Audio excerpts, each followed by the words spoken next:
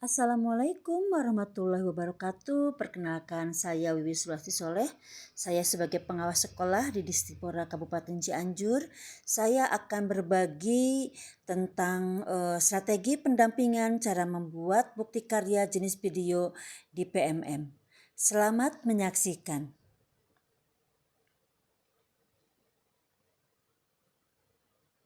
Adapun tujuan pendampingan adalah untuk meningkatkan kompetensi teknis, kemudian untuk membantu dokumentasi kegiatan.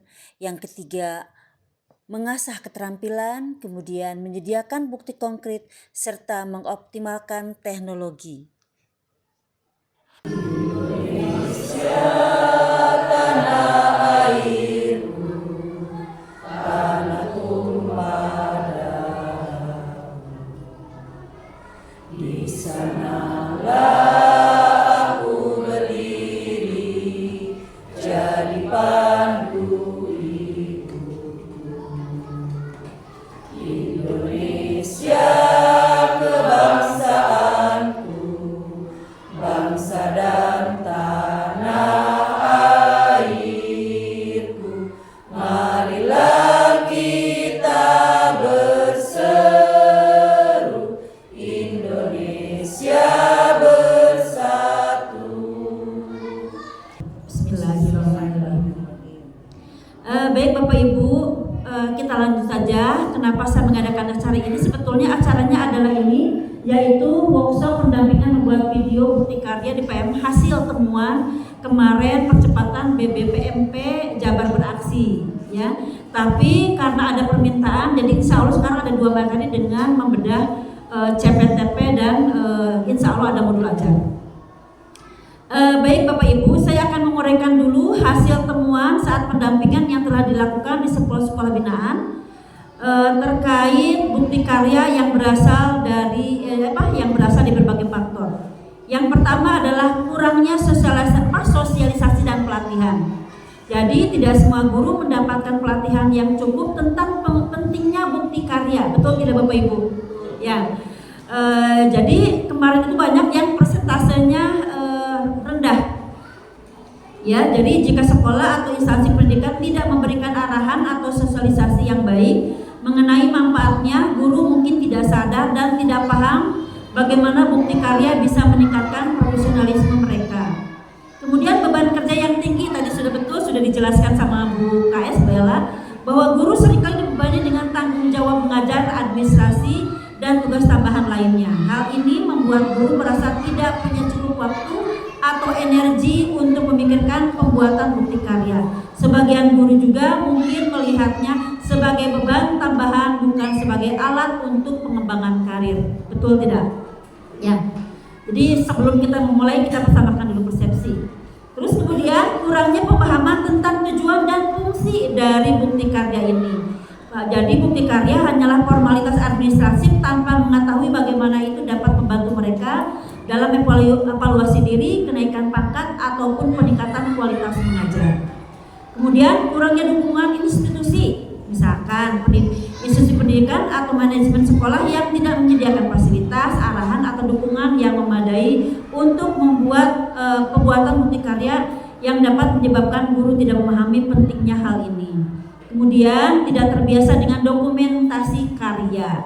Guru tidak terbiasa mendokumentasikan hasil kerja atau inovasi yang mereka lakukan, mungkin merasa kesulitan memahami pentingnya hal ini, keterampilan, dokumentasi, dan refleksi terhadap proses mengajar mereka. Kemudian pandangan yang tradisional tentang pengajaran.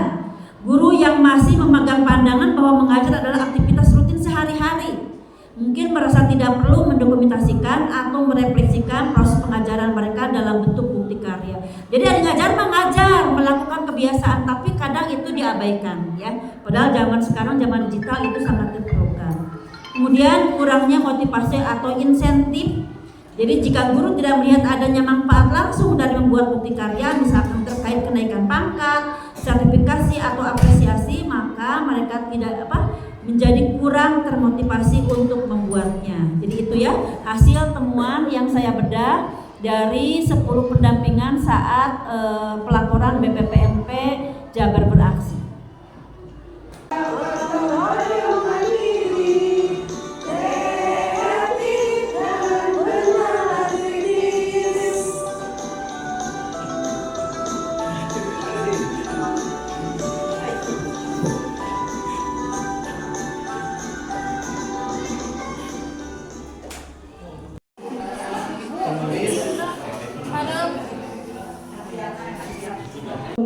dengan aktivitasnya itu yaitu pengenalan agama dan budi pekerti. Namun saran saya di sana tidak ada menyanyikan salah satu lagu wajib ya, yang mungkin kalau menyanyikan salah satu lagu wajib juga itu salah satu juga untuk menumbuhkan anak dalam nasionalismenya. Terus dalam kegiatan keduanya ada keterampilan sosial dan bahasa. Cuma di sana dilihat dalam videonya masih ada anak yang malu untuk berinteraksi, jadi masih sama guru ya. Itu alangkah baiknya atau sebaiknya anak itu dikasih dulu pengarahan apa itu keterampilan sosial dan bahasa. Jadi jangan langsung anak disuruh salaman atau itu. Jadi sebaiknya guru itu dikasih dulu pengarahan ke anak apa itu dalam sosial dan bahasanya itu. Jadi tidak langsung diterapkan suruh salaman, tapi dikasih dulu pengertian apa itu arti salaman supaya anak lebih ngerti. Jadi langsung mereka mau sendiri, jadi tidak sama gurunya langsung. Yang ketiga itu ada dalam video itu yaitu kematangan emosi, kematangan kognitif dan pengembangan motorik di dalam kegiatan ini. Di sana dalam pembelajarannya masih dikuasai oleh guru ya. Seharusnya guru itu hanya sebagai jadi anak lah yang harus aktif. Di sana kelihatan masih guru yang aktif, anak itu masih banyak yang diam, nggak ada aktif, hanya dilihat satu orang ya, dua orang, jadi banyak guru yang ngomong. Terus memang ada juga guru yang berteriak sana, tapi tetap yang aktif masih guru, jadi anak yang kurang aktif. Alangkah baiknya kalau si anak itu tidak sibuk sendiri. Dari video itu dilihat masih ada anak yang sibuk sendiri di belakang guru speaking semua, tapi masih ada anak di belakangnya masih relay ya, orang bahasa Sunda masih relay dengan teman-temannya.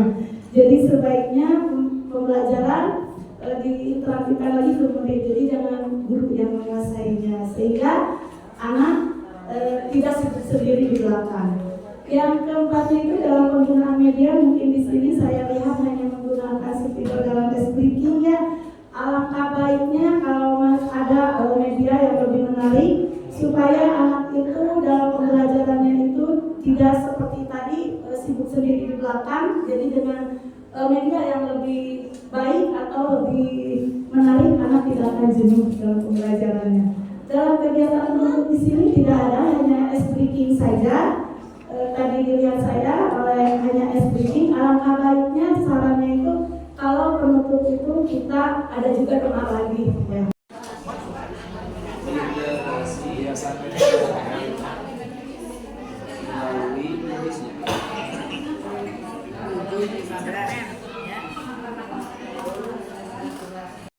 Wabarakatuh. Waalaikumsalam. Terima kasih atas waktunya Bu Pengawas. Setelah tadi kita menyimak berbagai ilmu, yang pertama yaitu tentang workshop pendampingan pembuatan video karya di PMM. Alhamdulillah, setelah tadi Ibu memaparkan dari A sampai Z, kemudian tadi kita diberi tugas masing-masing atau individu yang tadi sudah dipresentasikan oleh guru. Nah, kemudian Ibu memberikan tugas. Untuk itu kita harus bisa merealisasikannya, karena di sana sudah tertera langkah-langkah yang harus kita lalui untuk pembuatan video tersebut.